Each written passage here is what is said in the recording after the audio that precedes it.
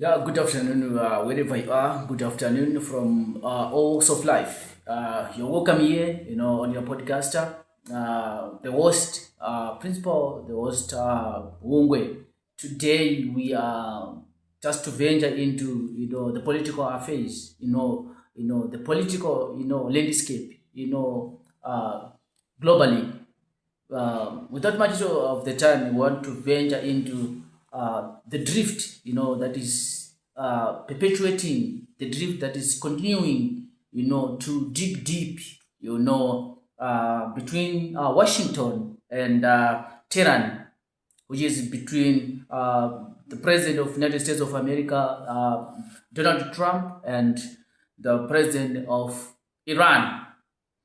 According to Al Jazeera, updates, President Donald Trump is said to Iran or to Tehran, the capital city, that Iran is supposed to agree to allow the nuclear inspection to take place in Tehran, so that uh, the deal will be done. So if Iran is to not to comply with the suggestion that it was given by the Washington, then there will be no negotiations that is going to take place. Yeah, the situation is very hard. The situation is very hard. We are seeing history, repeating itself. We are just seeing history repeating itself. When you go to history, during the time of Woodrow Wilson in the United States of America, Woodrow Wilson have articulated 14 points, that were supposed to be complied, by some other several nations.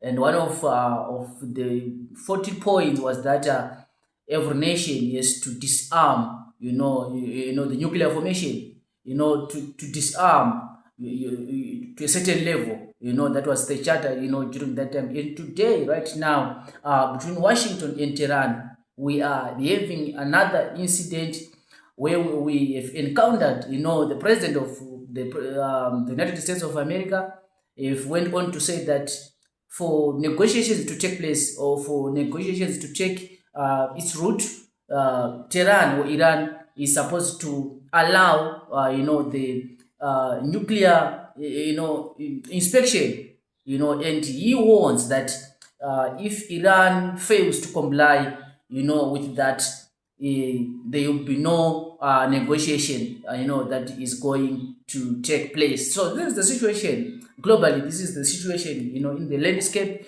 politically, in the current affairs that is happening right now. And in the Iranian national team has been also given an extra day in the United States of America for them to prepare for their World Cup, upcoming match. That was, said, in the USA Department of Homeland Security spokesperson. He announced that the Iranian nationals, the Iranian, people, the Iranian team, the Iranian, players have been allowed to remain in the United States, despite the misunderstandings, despite the drifts, despite the negotiation table that has been placed. But the team has been given, an extra day so that they can prepare, for their match, World Cup match, so that they won't, they're not going to be, disturbed. That is the situation in Tehran and in the United States of America is we stand, right now. So that is the news, beyond our borders. Today, we just want also to enter into our current affairs here in Zimbabwe. The situation back home. The situation back home is that the Parliament of Zimbabwe is debated the Cape 3 and the ZANU-PF party has won, overwhelmingly with the 216 over against 40, against Ford. So that is a very slide, clean slide. So the case has been submitted to the Senate, for extra, affirmations, for extra debate to take place there. And we have witnessed, the Senate, the senatorials, debatees, discussing further, about the Constitution Amendment, Bill number 3, and it have passed.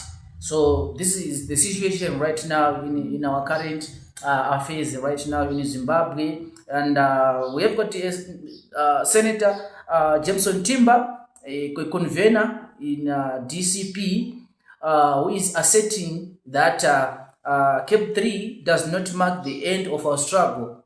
This was the sentiments of Senator Jameson Timber, from opposition side.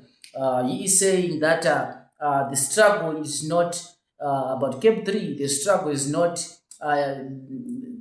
here. We continue to struggle for our constitution to be protected. We continue to struggle for liberty and equality, everything that he has mentioned. But he seems to be now away with the Cape 3, Constitutional Amendment Bill number 3, because it is already passed. So this is the situation, Team Zimbabwe. This is the situation in our country.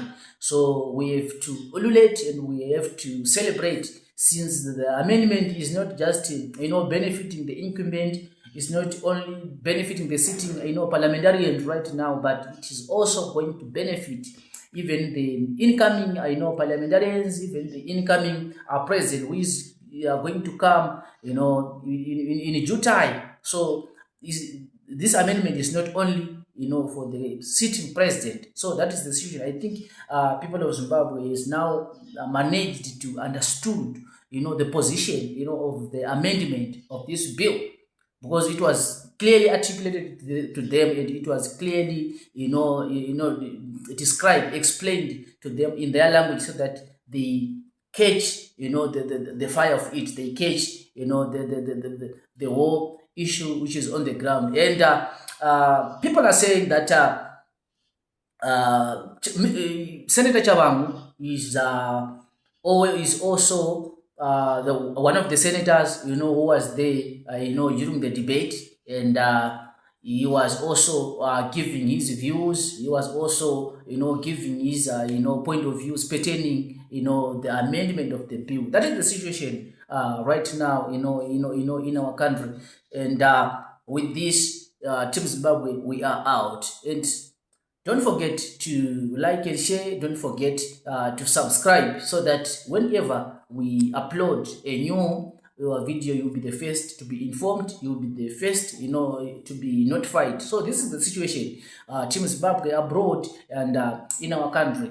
Between Tehran and Washington, there's negotiations to be done, and there are conditions that was laid out by the president of United States of America, Donald Trump, to say that there will be no negotiations unless Iran have allowed their nuclear sites to be inspected. So that is the situation there in abroad. And in our country, the Cape 3 have reached its its most final stage, from the parliament debate to the Senate, and it's now about to be submitted to the president, so that it will be enacted into a new law, the law that is going to remain, and we are going to remain with it forever and for good. Thank you, teams, for watching. We thank you very much for supporting us. Keep remain with us, so that we remain giving you all the updates, all the current affairs that will be happening. Will be here to give you. With this, I'm out.